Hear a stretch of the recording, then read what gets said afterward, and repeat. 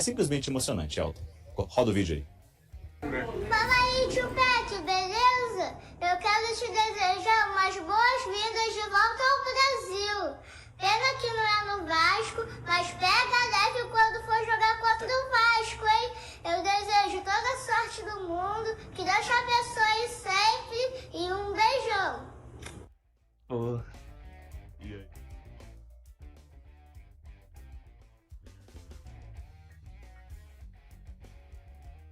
É difícil porque eu vou até um pouco além, né? Às vezes a gente reclama muito da vida. E cara, se você olhar a situação do Guizinho, poxa, a mãe dele um dia me mandou uma foto, sabe? Ver os machucadinhos, isso dói. E eu nunca vi ele triste. Por incrível que pareça, eu nunca vi ele reclamar de nada. E isso me faz pensar muito e eu levo ele como uma inspiração, sabe? Porque às vezes a gente reclama tanto da vida, às vezes reclama de um dia ruim no trabalho, reclama de... Às vezes a gente tem a comida na mesa e reclama porque queria comer carne ou queria comer outra coisa. E a gente olha pro Guizinho, cara, sempre com um sorriso no rosto, lutando pela vida todos os dias, passando por 1 milhão de cirurgias. Então, eu só tenho que dizer que eu amo muito ele. Que ele faz uns pedidos assim, ele não tem vergonha, ele fala mesmo. Mas ele sabe que ele mora no meu coração e o carinho que eu tenho por ele e pela família dele vai ser eterno. Elton. Não é só futebol. Um abraço pro nosso Humberto Martins, né, nosso grande editor que conseguiu editar correndo aí para poder sincronizar o vídeo do Gui e junto com a sonora. E é principal isso, eu não tenho nem mais o que dizer. Humberto Araújo, eu chamei ele de Humberto Martins. Desculpa, Humbertinho. Humberto Araújo, peço perdão. E, bom, é muito mais do que só futebol, né, Elton? Ô Gabriel, assim, eu acho que você pegou todo mundo aqui no estúdio aqui. Eu já sabia que você ia fazer isso. Mas mexer com criança é um negócio que mexe profundamente. A gente que é pai ou que tem crianças por perto, a gente que ama a criança, sabe o quanto criança é apaixonada por futebol de uma forma tão intensa. E ver o pequeno Gui mandando esse vídeo pro PEC, eu falar, eu tô até embargando a voz, porque realmente é muito emocionante, cara. E o PEC foi muito bem. O PEC foi muito preciso nas palavras dele, né? Porque às vezes a gente reclama de muita coisa. E o Gui realmente, o Gui apareceu como torcedor vascaíno e a gente passou a ser torcedor do Gui. Né? O Gui surgiu apaixonado pelo Vasco e fez o Brasil todo se apaixonar por ele. Então eu torço muito pelo Gui, fiquei realmente emocionado e estou emocionado. Já torcia para o PEC, né, à distância, por causa da aproximação que ele teve com o Gui, porque isso emociona. E agora vendo essa reação que ele teve, parabéns para você mais uma vez, né? Então, cara, estamos muito felizes de trabalhar com você e você ter dado esse momento para o Brasil todo, porque pode ter certeza que essa iniciativa que você teve está percorrendo os principais canais hoje com a emoção do PEC ao falar do Gui, Valor. Não, só para falar com o Gabriel, cara, é esse o ponto que eu queria. O Gui, ele emociona o Brasil há muito tempo, né? Mas você também fazer jornalismo numa apresentação de um jogador que a gente está há semanas falando da característica, joga pelo lado direito e tal, o fazer o a mais, né? E é isso que o Gabriel entrega a todo momento, desde que tem 4 anos que a gente está aqui com ele na TV. Então é por isso que você é mesmo, ô Gabriel, um dos maiores, para mim, já te falei, te considero o maior hoje na reportagem televisiva do nosso estado, porque é trazer num momento desse, né, o futebol, todo mundo já sabe como o PEC joga, mas você se preocupou, teve a sensibilidade, e fazer jornalismo também é fazer isso que você fez, né, trazer um pouco do lado da figura humana do Gabriel PEC. Então, a gente tem que deixar um parabéns constante aqui para você, né, Gabriel? Você é forte. Brilhou. Posso fazer uma pergunta pro Gabriel, pro Gabs? Pode fazer. Ô Gabs, deixa eu te fazer uma pergunta aí, porque a gente não pôde ver a coletiva. O homem vai jogar o jogo treino, domingo? Amistoso, desculpa, contra o Grêmio? Tá na conta do Arthur Jorge. Ele falou que tá pronto, mas acho que tá na conta do Arthur Jorge essa decisão, se ele vai ou não a campo. Só para agradecer, eu tava esquecendo de agradecer a Tayane Gandra, que é a mãe do pequeno Gui, que eu entrei em contato, ela mais do que pronto, mas, tipo assim, em questão de 30 minutos, ela já gravou o vídeo com o pequeno Gui, que é só carisma. Primeiro vídeo que ela gravou, já tava, coitado do pequeno Gui, pedindo pra pegar leve com o Vasco. Mas da lei do ex, né, Pequeno Gui? Como é que faz? Essa é a que mais pune no Brasil. Mas toda a família dele também, e claro, você falou muito bem, Elton. Agora o Brasil, ele apareceu torcendo pelo Vasco e o Brasil inteiro torce por ele. É muito bacana isso, né, cara? Futebol é muito bom. Sensacional. E eu compreendo toda a sua emoção, que você emocionou todo mundo aqui. Tenho certeza que quem estava em casa se emocionou. Se eu ficar prolongando, eu vou chorar e é desse jeito. Mas eu adoro. Gabriel, parabéns, cara. Parabéns mesmo.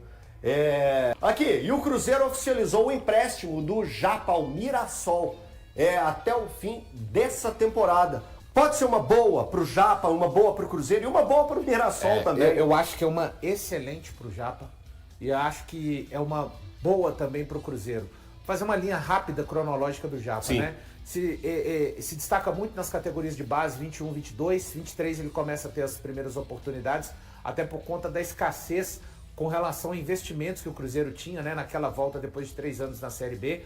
E ele é uma figura importante, ele ajuda, né, ali dentro da rotatividade de elenco. É um dos jogadores, é um dos crias da Toca ajudar, lembrando, né? É um cria da Toca que faz o gol que praticamente livra o Cruzeiro de uma possibilidade de rebaixamento contra o Goiás, o Robert, que hoje está brilhando já na Europa. 24, vem o ano de 2024, quando o Cruzeiro consegue utilizar o Seabra, fica uma expectativa até de mais utilização por parte do Japa, já que o Seabra ficou 2 anos no Cruzeiro e era um técnico, que conhecia muito bem esse jogador.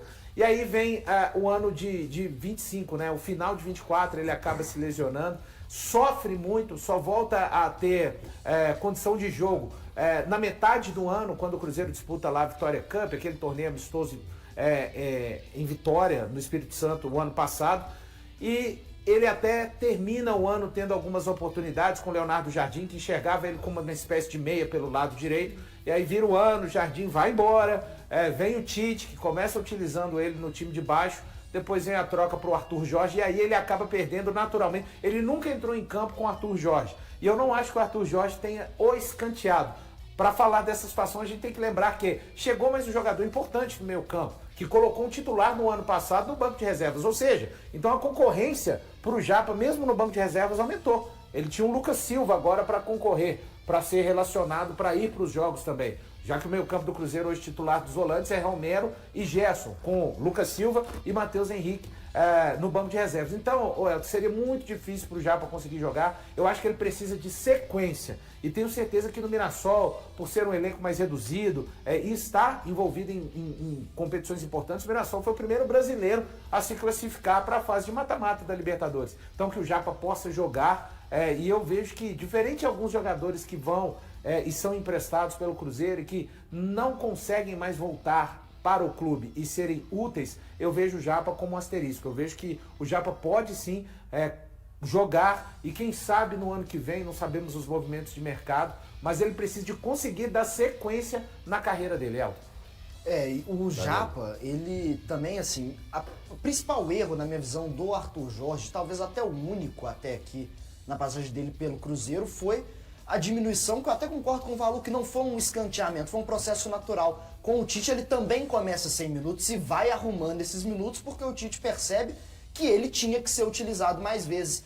Eu acho que o Arthur Jorge talvez não tenha chegado ainda nessa conclusão e até por isso com a janela escolhe por emprestar o jogador que definitivamente precisa de ter mais minutos, porque está num processo de evolução, mas eu acho um erro. Eu acho que o Japa é um jogador que deveria ter sido mantido por perto do Cruzeiro, porque é um cara que tem uma intensidade diferente com relação a essas peças que talvez perderam titularidade, como o Lucas Silva ou até o Matheus Henrique. O Japa é um cara que entrega algo que esses caras não entregam, pisa até mais na área do que esses caras também, pelo menos na minha visão. Não finaliza tanto quanto o Lucas Silva, porque o Lucas Silva tem cara e coragem para chutar de qualquer canto, né? Mas ainda assim eu acho que é uma coisa que deveria acontecer, o Cruzeiro tomar um pouco mais de cuidado nesse sentido com o Japa, e acho positivo o empréstimo para o Mirassol, que exatamente como o Valu falou, está envolvido em 3 competições, então ele vai ter muita oportunidade de jogar. Ainda assim, acho que ele teria, se permanecesse no Cruzeiro, ganharia mais oportunidades ao decorrer da temporada e talvez até terminasse a temporada como um dos principais jogadores desse meio de campo, não sendo titular necessariamente, mas muito utilizado ele seria. Só assim para contrapor no debate com o nosso Danilo, num determinado momento com o Tite, a gente tem que lembrar que o Tite termina pensando o Cruzeiro com Lucas Romero, Lucas Silva, Christian e Gerson. Sim. Insanidade. O Tite estava. Insanidade. Pois é. Ele estava escalando, ele chegou a uma conclusão de que esse era o caminho, tá? Então, nesse tipo de formato, de fato, tinha muito espaço para o Japa. Seja como um segundo volante, seja pelo lado direito, como meio-campista e como até o Leonardo Jardim utilizou, ou seja pelo lado esquerdo. Com o Arthur Jorge, a gente está vendo. Ele está sendo vendido, nós não vamos poder fazer esse exercício literalmente para ver. Sim. Mas talvez até o Christian, que se tornou o que se tornou, com toda a versatilidade, pudesse se tornar um eventual reserva. Porque é a forma que o Arthur Jorge parece projetar esse Cruzeiro para o segundo semestre. Com 2 volantes, o primeiro e o segundo volante, e 2 pontas. Aí, um de um lado, pelo lado esquerdo, hoje o Sinisterra, e um do lado direito, que hoje a gente imagina o Gabriel Peck. Então, assim, eu acho que nesse cenário... e detalhe, o Cruzeiro não fala em trazer aí no volante? Opa, então a gente está falando de, além dos titulares que o Japa teria que concorrer, a concorrência hoje no banco de reservas com o Lucas Silva e com o Matheus Henrique, ele tem que concorrer com mais um. Eu acho que seria um cenário muito difícil, viu, Danilo? Só pra fechar, eu entendo o que você tá falando, mas eu ainda acho que o Japa tem mais potencial físico mesmo de Você não ser falou sobre aproveitado. versatilidade também, tem. não? Sim, exatamente, do que o Lucas Silva muito especificamente, porque eu acho o Lucas Silva um meio-campista muito unidimensional no Cruzeiro. Ele tem o jeito dele de jogar e se você mexe demais, sempre me dá a impressão de que não vai dar certo.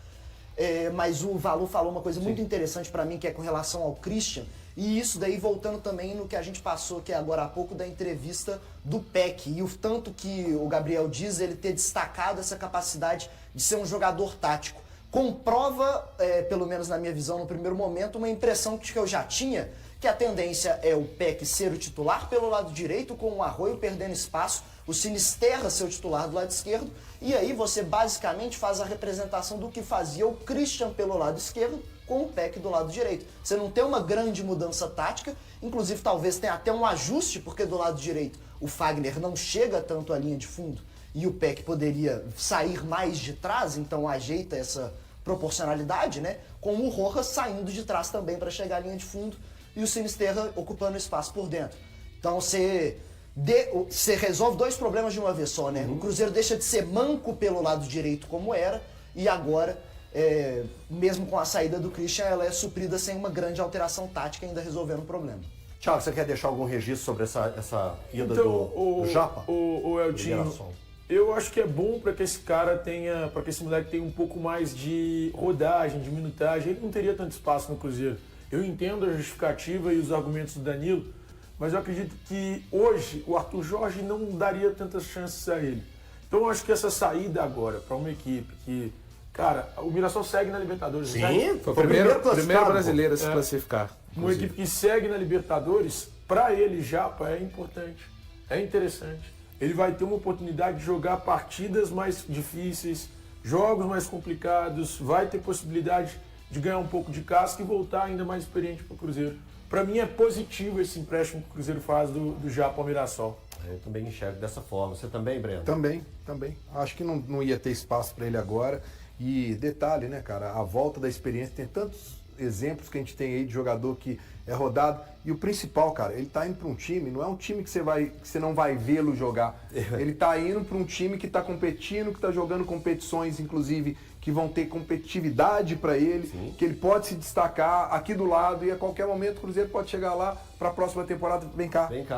Eu acho que é importante. Não, ganhar casca em Libertadores, gente. Ganhar casca em Libertadores vai ser importantíssimo para ele. Eu acho que o fundamental é isso. Ele não podia era ficar parado. Ele tinha que jogar essa temporada. Cara, isso é muito melhor você pegar ele e mandar ele para um time lá da Hungria, da segunda divisão, isso, de não sei o quê. E detalhe, não tem passe fixado, tá? Não tem passe fixado. Outra coisa muito positiva. E ele fez questão no texto de deixar claro que volta, né? Sim.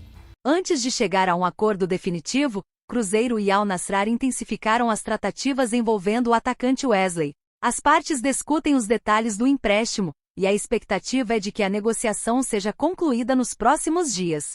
O jogador é visto como uma prioridade do técnico Arthur Jorge, que deseja fortalecer o setor ofensivo da equipe para a sequência da temporada. Aos 21 anos, Wesley atua no futebol saudita desde 2024, quando foi vendido pelo Corinthians ao Al Nassr por 20 milhões de dólares, cerca de 110 milhões de reais na cotação da época. O contrato ainda previa o pagamento de outros 5 milhões de dólares em bônus por metas, valor equivalente a aproximadamente 27 milhões de reais.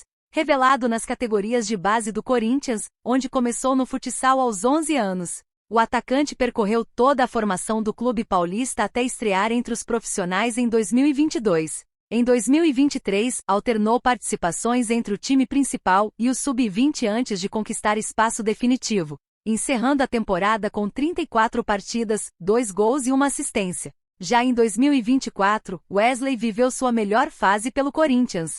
Em 46 jogos, marcou 5 gols, distribuiu 3 assistências e se destacou pela habilidade no 1 contra 1 e pela qualidade nos passes. De acordo com números do SofaScore, o atacante registrou índice superior a 80% de acerto nos passes durante o período. As boas atuações despertaram o interesse do mercado internacional, culminando na transferência para o Al Nassr. No entanto, sua passagem pelo clube saudita ficou abaixo das expectativas. Em 40 partidas disputadas, balançou as redes 5 vezes e contribuiu com 4 assistências. Na tentativa de proporcionar mais minutos ao jogador, o Al Nassr o emprestou à Real Sociedade, da Espanha. Porém, a experiência também não rendeu o esperado. Wesley participou de apenas 5 jogos e não conseguiu marcar gols. Agora, muito próximo de vestir a camisa do Cruzeiro, o atacante espera recuperar o bom futebol e voltar a ser protagonista. Caso a negociação seja concretizada, ele chega para oferecer velocidade e profundidade pelos lados do campo, características valorizadas por Arthur Jorge no modelo de jogo da equipe celeste. E aí, galera, o que acharam?